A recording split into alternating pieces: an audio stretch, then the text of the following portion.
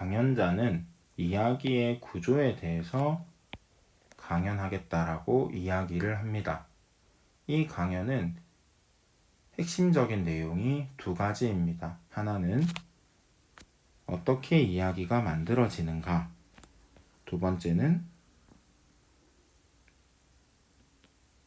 이야기에 담긴 의미를 파악하려면 어떻게 해야 되는가. 헌데 여기까지도 이야기가 어떻게 만들어지는가에 대한 내용입니다. 즉, 여기까지 어디에서부터냐면은 이 다음 단락부터 아까 밑에 표시한 부분까지는 모두 이야기가 어떻게 만들어지는가에 대한 내용입니다. 해서 이 강연에서는 이야기가 어떻게 만들어지는지가 제일 중요한 내용이다 라는 것을 생각을 했으면 좋겠습니다. 강연자는 자기를 소개하면서 강연을 시작하는데 자신의 전문성을 드러내고 있습니다. 이를 통해서 청중이 강연 내용에 대해서 신뢰성을 가질 수 있게 합니다. 그리고 웹툰, 애니메이션, 영화, 소설과 같이 친숙한 예시를 들어서 이야기의 구조라고 하는 익숙하지 않은 화제를 제시하고 있습니다. 옛 이야기나 이야기의 구조가 같은 맥락으로 쓰이고 있다는 것을 여러분들이 생각을 했으면 좋겠습니다. 상대적으로 익숙하지 않은 개념인데 이것이 화제가 되고 이 화제를 설명하기 위해서 익숙한 청중들이 친숙하게 여기는 예시를 드는 것입니다. 청중과 상호작용을 하고 있는 것을 확인할 수 있는데 이 상호작용 과정을 통해서 청중에게 이야기를 이루는 기본적인 요소들을 안내하고 있습니다. 청중은 사건을 알고 있었지만 배경이나 인물들은 언급하지 않았었습니다. 이 세 가지가 모두 이야기를 이루는 기본적인 요소라고 안내하고 있습니다. 문장을 변형시키는 과정이 제시가 되는데, 자, 사람이 세상에서 살다가 죽었다. 마법사가 무인도에서 살다가 죽었다가 다시 살아났다. 이 두 문장의 차이는 흥미있는 내용이냐 아니냐라는 겁니다. 해서 이야기를 흥미롭게 만드는 요소를 화소라고 한다라고 합니다. 전문 용어가 나왔고 확인을 하는 것이 좋습니다. 화소는 이야기를 흥미롭게 하는 요소입니다. 문장이 변형되는 과정을 통해서 이야기를 흥미롭게 하는 화소의 기능을 확인할 수가 있습니다. 그리고 이 화소와 화소가 서로 맞물려 조합이 되면서 하나의 이야기를 만들어 갑니다.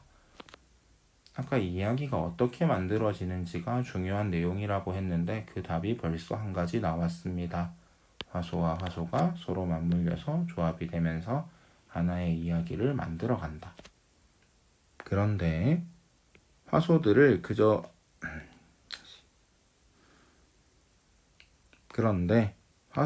그저 늘어놓는다고 이야기가 성립되는 것은 아니다.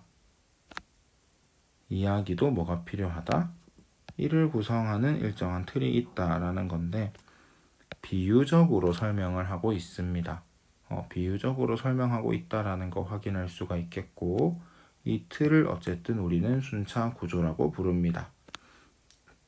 화소들이 모여서 만든 짧은 이야기가 순차 단락인데 이 순차 단락의 예는 아까 이야기했던 문장이 됩니다. 바로 이 문장.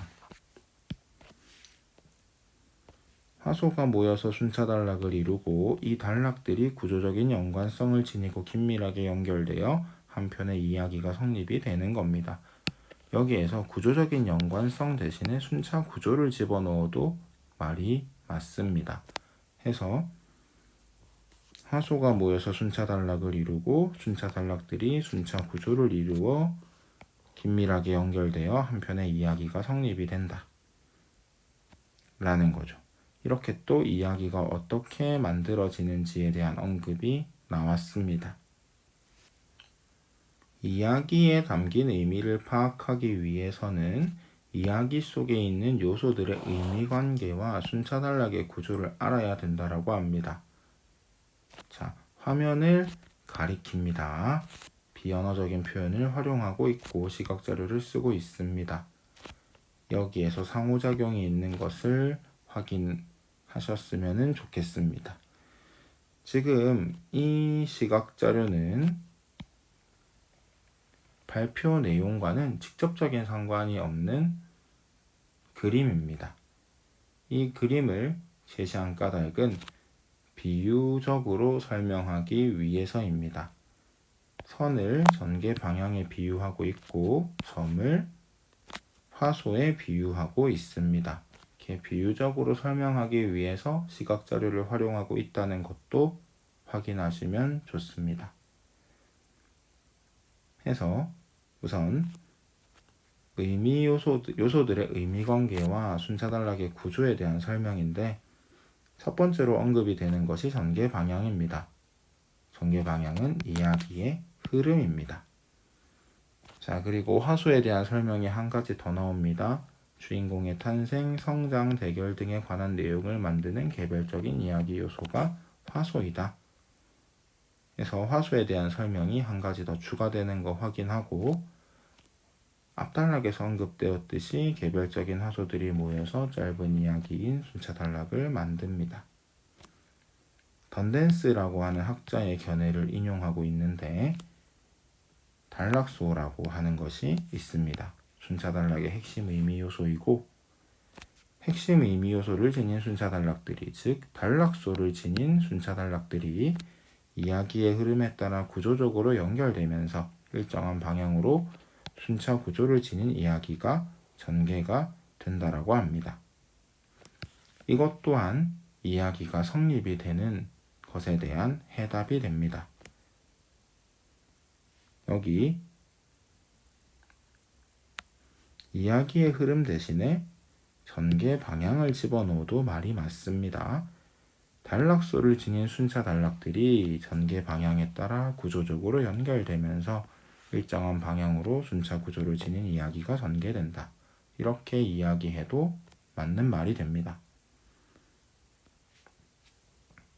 대립은 서로 다른 것이라고 이해하는 것이 제일 간단합니다. 어떤 기준이 있을 때 서로 다른 입장인 거죠. 그러니까 모순이 되고 반대가 되는 건데 뭐 그냥 다른 것이다 라고 생각을 하시는 게 편하고요.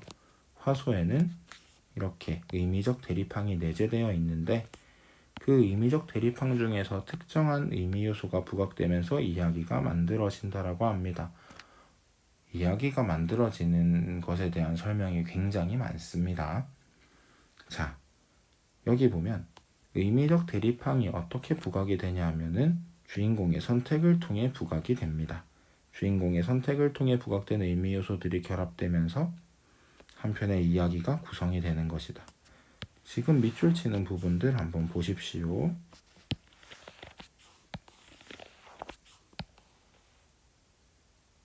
모두 이야기가 어떻게 만들어지는가에 대한 대답입니다.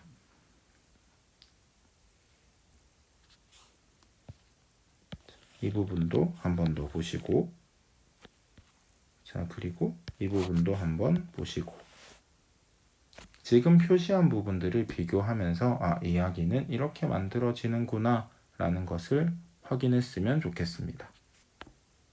이제 의미를 어떻게 파악할 것인지에 대한 설명이 나옵니다.